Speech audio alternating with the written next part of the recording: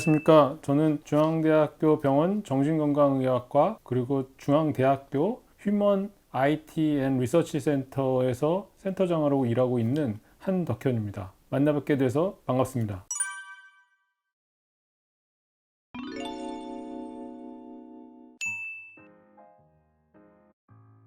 이 청소년식의 충동 조절이 굉장히 어려운데, 충동 조절의 어떤 현상들이 이런 미디어를 통해서 자꾸 나타난다는 것이고, 그 충동 조절의 실패로 인해서 어떤 규칙적인 현실 생활이 자꾸 파괴되고 자기의 일상생활을 잊어버리는 큰 부작용이 있습니다. 도대체 얼마나 하면, 몇 시간 하면 과사용이고 과의존이에요? 심지어는 어떤 부모님들은 인터넷 중독이에요? 이렇게 물어보시는 분들이 있는데, 사실 그런 거 없습니다. 그러니까 하루에 1시간 반을 하면 안 중독이고 하루에 2시간 하면 중독이고 그런 게 없고요. 제일 중요한 건 이 아이들이 인터넷 미디어나 게임을 할 때 자기의 일상생활의 어떤 규칙성이 깨지느냐 안 깨지느냐가 제일 중요하고, 그 일상생활의 규칙성이 가장 기본적인 것, 자는 것, 먹는 것, 그리고 자기가 만들어 놓은 스케줄을 계속 파괴하고 있는데 그거를 교정할 생각이 없이 계속 더 파괴해서 나갈 때 위험 수준이 되는 거죠.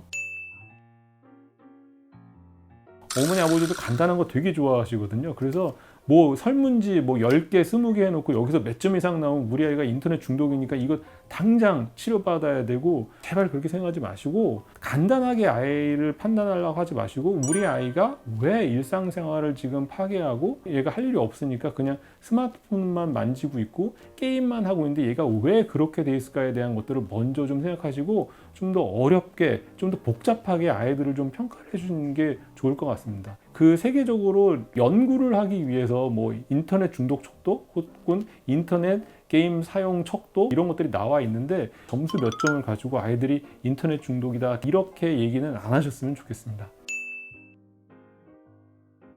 제가 약 한 2,000명의 아이들을 만나고 거기서 한 3만 세션 이상의 치료를 진행했을 때 느꼈던 가장 큰 것은, 게임 자체 혹은 인터넷 매체 자체의 중독성 때문에 아이들이 중독된 경우는 거의 없습니다. 아이들이 기존에 가지고 있던 공전 질환이라든지 그 부모 아이 관계가 깨져 있다든지, 아니면 아이들의 어떤 케어 시스템 자체가 붕괴되어 있을 때, 아이들이 일상생활에 대한 규칙성이나 일반성을 잃어버렸을 때 아이들이 과도하게 이것들을 사용하는 것처럼 보이기 때문에, 원인하면 저는 주의력결핍 과잉동장애, 우울증, 충동조절장애, 조울증 이런 것 같은 공전질환, 혹은 부모 아이와의 관계, 혹은 성적 스트레스, 이런 거라고 저는 말하고 싶습니다.